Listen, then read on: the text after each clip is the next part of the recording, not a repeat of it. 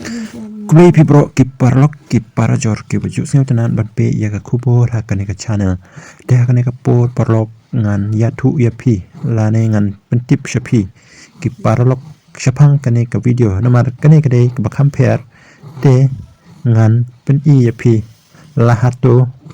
hadu katno ngayo lane hadu katno ka YouTube ka siu pisayanga tang da kawe ka video de parlok krem da pen slem yak por korro ro jongpi ale menta ngin ya pe bat nga katno ngayo na ka YouTube hadu menta ka sau tarik 9 February 2000 punreu ren pen slem yak por korro ka jongpi to menta ngin ya pe no te ka baning kong ngi ham ban le ha u YouTube studio knang bangin tip lahato katno ngiyo na ka week video dementa ngan le shani ka YouTube studio dementa ngadon hadu kumba 10,000 live po tam ki subscriber dementa kalayalam shane ni de ki content ki jonga pe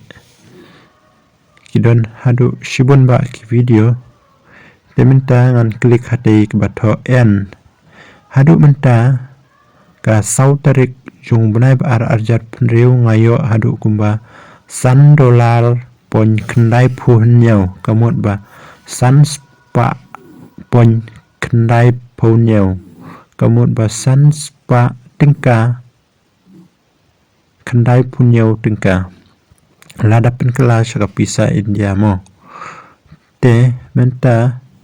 ngin pe sa shakanika video kabangayo hadu kumba 1,000 kendai spa tam ki viewers lane taki nong pe ya kanika video kabadon 10 minute kendai second tementa ngin le hanya batho view impression click through rate average view duration tementa kalayalam shane view 4.9k watch time hour kadaiga spa ka subscriber ka bangayo na kanega video kadai hadu kadwingin te hangne ken pila bantip ba nakate ka video ka bangayo 1,000 knai spa tam view ngayo ya ka jingsiu ka bahadu san puwei tingka imagine tang da ka we ka video ngayo hadu kumba san puwei tingka katno tam lada ngayo hadu silak view nomor watang san hajar ngalayo san purka te tamni perlok kulish kun kulish jarngu